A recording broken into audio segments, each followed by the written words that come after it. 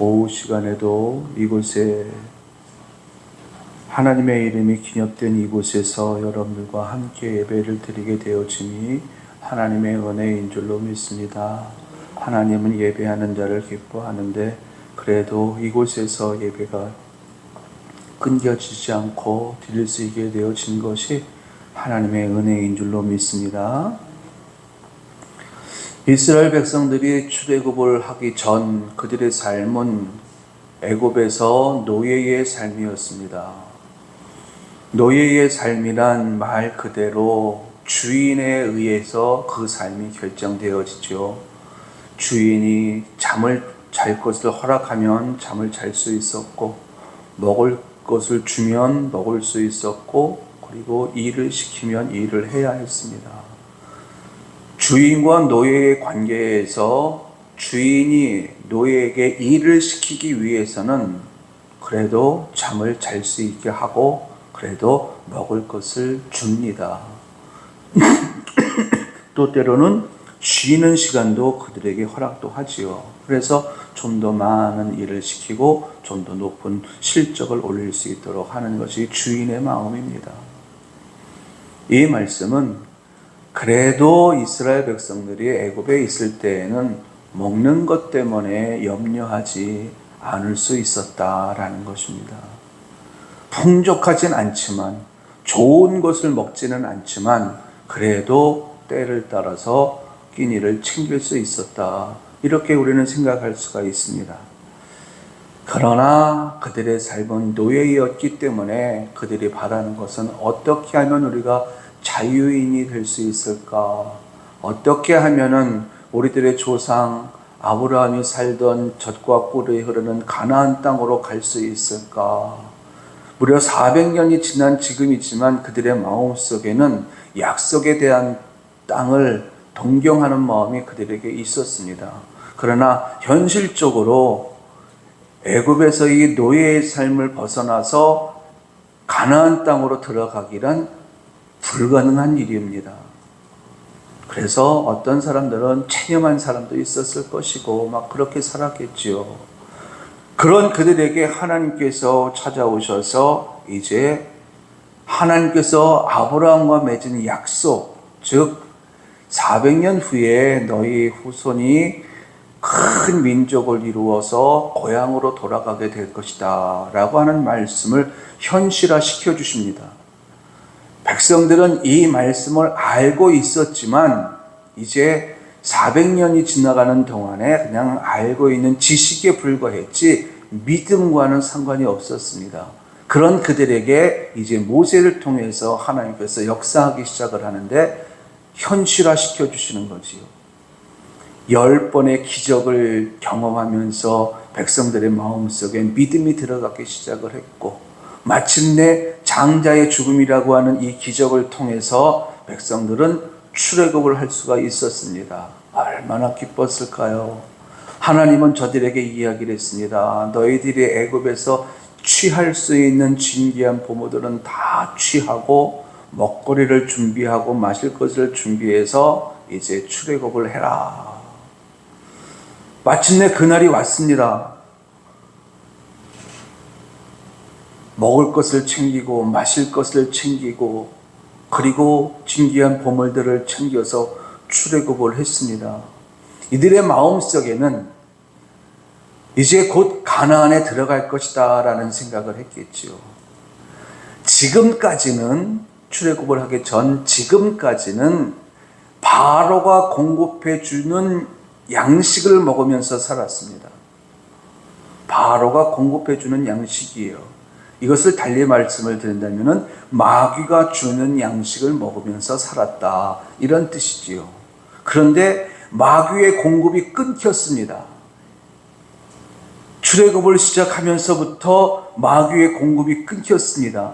그들의 손에 있었던 것은 출애굽을 할 당시 때 가지고 나온 얼마의 물과 얼마의 양식뿐. 이제 이것이 떨어지면은 이들의 삶은 앞으로 보장할 수가 없습니다. 그런데 애굽에서 가나안 땅까지 들어가는 그 거리는 하루 이틀 내에 들어갈 수 있는 거리가 아니거든요. 상당한 기간을 걸어야만, 상당한 기간이 지나가야만 들어갈 수 있는 곳인데, 먹을 것은 준비하는 데 있어서 한계가 있었습니다. 3일이 못 되니까요. 3일이 지나니까는 백성들의 삶 속에 제일 먼저 마실 물이 없어졌습니다. 이제 물 때문에 이들은 죽음 직전에 이르는 거지요. 지금까지는 바로가 주는 음료를 마셨습니다. 바로가 주는 양식을 먹었습니다. 그런데 애굽에서의 삶이 끊어지고 이제 본격적으로 광야 생활이 시작되어지면서 이들의 삶은 자신들이 해결할 수 있는 능력이 없는 이 상황 속에서는 오직 하나님께서 공급해 주시는 음료와 하나님께서 공급해 주시는 양식으로만 그들의 배를 채울 수 있게 되어졌다는 거죠. 이게 무슨 뜻입니까? 이제 바로가 공급해 주는 그 삶에서 벗어나서 하나님의 은혜로 살기 시작되었다, 이런 뜻입니다. 하나님의 은혜. 백성들이 광야에서 살아갈 때에 그들이 가지고 있었던 능력이 있었나요? 노예의 근성만 몸에 배어 있을 뿐 할 수 있는 능력은 아무것도 없었습니다. 노예의 근성이라고 하는 것은 다른 것 아니에요. 시키는 일만 하는 거지요. 스스로 생각을 해서 일하는 실력이 없습니다. 그러다 보니까는 이들의 능력이라고 하는 것은 아주 보잘것없는 능력뿐입니다. 여기에 노예가 가진 것이 있다고 한다면 얼마나 있겠습니까? 진귀한 보물을 가지고 나왔다고 하지만은 광야에서 어떻게 그런 것들로 먹을 것을, 마실 것을 해결할 수 있겠습니까? 해결할 수 있는 방법이 없는 거예요. 이제 광야 생활의 막막함이 그들에게 서서히 다가오기 시작을 했고, 제일 먼저는 목마름의 문제가 그들에게 다가오기 시작을 했더니 이내 그들의 입에서 나오는 말이 불평과 원망을 누리면서 우리가 여기서 죽게 되었도다 라고 고백을 합니다. 그리고 또 며칠 지나서 이제 배고픔의 문제가 그들에게 찾아왔습니다. 양식이 다 떨어진 거죠.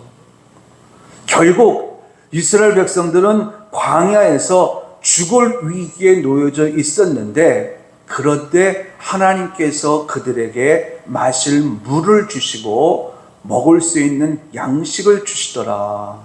하나님의 은혜가 그들에게 부어지기 시작을 한 겁니다. 만나가 내렸습니다. 만나가 이스라엘 백성들이 옮겨 다니는 곳을 따라다니면서 그곳에서만 만나가 내렸습니다. 이 만나가 내렸을 때에 하나님께서 그들에게 주신 명령이 있습니다. 그것은 매일 새벽에 일어나서 들판으로 나가서 그 만나를 취하라. 그리고 그날에 먹을 양만큼만 취하라.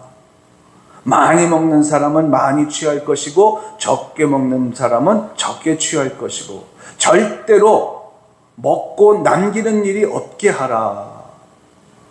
또 안식일에는 들판에 나가도 취할 수 없으니 나가지 말아라. 대신 안식일 전날에는 이틀치의 만나를 취하라. 이 명령을 하나님께서 저들에게 주셨습니다. 이제 하나님께서 주신 이 명령을 이들은 지키기만 하면은 이들은 하나님의 은혜 속에 이 광야에서 아무런 문제 없이 살 수 있게 되어졌습니다. 그런데 결과가 어떤가요? 백성들 가운데는요, 안식일 날 만나를 취하러 나갔던 사람도 있었고, 그리고 먹고 남기지 말아야 되는데 남길 만큼의 양식을 취한 사람도 있었고, 그리고 이틀치, 3일치의 양을 취했다가 다 썩어 없어져 버리는 경험을 한 사람도 있었고, 백성들의 마음이 그랬습니다. 한편으로는 이 백성들의 이런 행동이 이해가 돼요. 광야에서 언제 배고픔의 문제 때문에, 언제 목마름의 문제 때문에 다시금 고생할 수 있을 것이다 라는 생각을 충분히 할 수 있거든요. 그러나 그런 사람에게는 하나님의 은혜가 끊어졌습니다. 광야에서 생활하게 된 이들의 삶의 모습은 무엇으로 사는 인생이 되었는가? 하나님의 은혜로 사는 인생이 되었습니다. 지금 우리들의 삶의 현실을 돌아본다면은 지금 우리 교회도 광야 생활인 것이고 우리 개인의 생활도 광야 생활인 거예요. 장차 우리는 천국에 이르는 날까지는 어차피 광야 생활이 이어지는데 이 광야 생활이 이어지는 동안 우리에게 필요한 것이 무엇이냐? 여러분, 유형의 은혜, 무형의 은혜, 눈에 보이는 은혜, 눈에 보이지 않는 은혜, 이 하나님의 은혜가 우리의 삶 가운데 부어져야 될 줄로 믿습니다. 하나님의 은혜가 우리에게 부어지기만 한다면 저 앞에서 광풍에 몰아쳐도 문제가 되지 않아요. 나를 삼키려고 하는 사자들이 나를 맴돌고 있어도 염려가 되지 않습니다. 우겨싸임을 당해도 염려할 것이 없어요. 왜 그러느냐? 하나님의 은혜가 우리의 삶의 의정 속에서 다양한 방법으로 나타나기만 하면 우리는 그 은혜로 말미암아 생명을 지키게 되고 그 은혜로 말미암아 하나님의 축복을 누리며 사는 인생이 될 것이기 때문에 그렇습니다. 자, 그래서 광야 생활을 하고 있는 우리들에게 절대적으로 필요로 하는 것은 하나님의 은혜다. 하나님의 은혜. 그렇다고 한다면 이 하나님의 은혜가 내 삶 가운데 임하도록 만들려면 어떻게 해야 될까? 지금까지는 내가 살아가는 데 있어서 하나님의 은혜가 절대적으로 필요한 것이다 라는 것을 알았습니다. 이렇게 절대적으로 필요한 하나님의 은혜가 내 삶 속에 풍성하게 임하도록 하려면 어떻게 해야 될까? 첫 번째는요, 사모하는 것입니다. 하나님은요, 사모하는 자에게 만족감을 주신대요. 하나님의 은혜를 사모할 때에 그 사모하는 그 사람에게 하나님의 은혜를 부어서 하나님의 은총 가운데 살게 한다는 것입니다.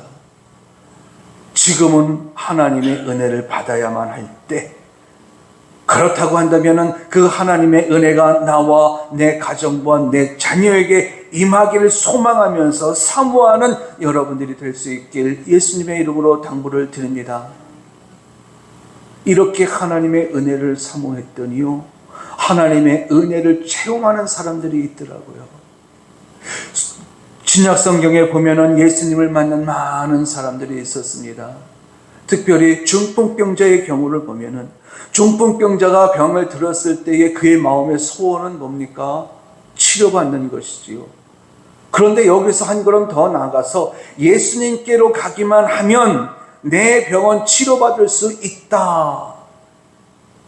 이 생각이 그들의 마음속에 들어가는 순간 예수님 만나기를 사모하더라고요.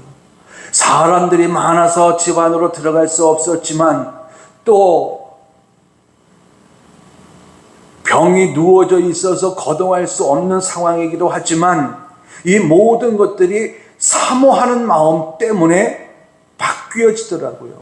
그래서 침상에 누운 채로 예수님께로 가고 또 사람이 많아서 들어갈 수 없을 때에는 지붕을 뜯어서 침상채로 달아내리고 이 모든 것이 사모하면서 나타나는 행동인 것입니다.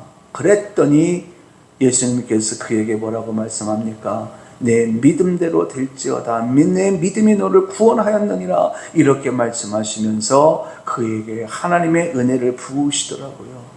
여러분, 하나님의 은혜가 내 삶 가운데 부어지기를 늘 사모하며 살아가는 여러분들이 되시기 바랍니다.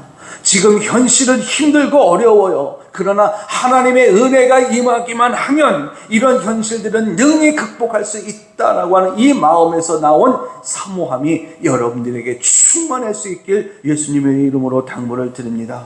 자, 이렇게 하나님의 은혜를 사모한 다음에 우리가 해야 할 것 또 한 가지가 있습니다. 그것은 기다리는 거예요. 기다리는 거예요. 하나님의 때가 있고 내 때가 있습니다. 우리는 삶에 문제가 생기면 내 때에 맞춰서 모든 문제가 풀어지기를 원하는데 하나님은 그렇게 일하시지 않습니다. 사람의 때에 맞춰서 일을 하시는 하나님이 아니라 하나님의 때에 맞춰서 일하시는 하나님. 그렇다고 한다면은 그런 하나님을 안다면 우리는 어떻게 해야 될까요? 하나님의 때가 이르기를, 즉 하나님의 은혜가 내게 임하기를 사모하면서 그 때가 속히 오기를 기다리는 것입니다. 인내로 소망을 이루는 것이지요. 중요한 것은 사모함에도 그리고 인내하며 기다림에도 공통적으로 들어가는 요소가 있습니다. 신앙의 요소인데요, 바로 믿음입니다. 믿음이 있는 자가 사모하게 되고요, 믿음이 있는 자가 인내하며 기다리게 되더라고요. 그래서 하나님 앞에 우리는 또 믿음을 구해야 되는 것이고요. 아무쪼록 우리 늘 부른교회 성도님들, 또 우리의 교회나 우리의 가정들이나 하나님의 은혜가 아니면 우리는 이 세상을 살아갈 수가 없습니다. 그러므로 우리는 그 하나님의 은혜를 구해야 하는데, 그 하나님의 은혜가 절대적으로 필요로 한 이상 그 은혜를 사모하시기 바랍니다. 그리고 하나님의 때에 내게 부어지기를 소망하면서 인내하며 기다릴 수 있는 우리 모두가 될 수 있길 축원합니다.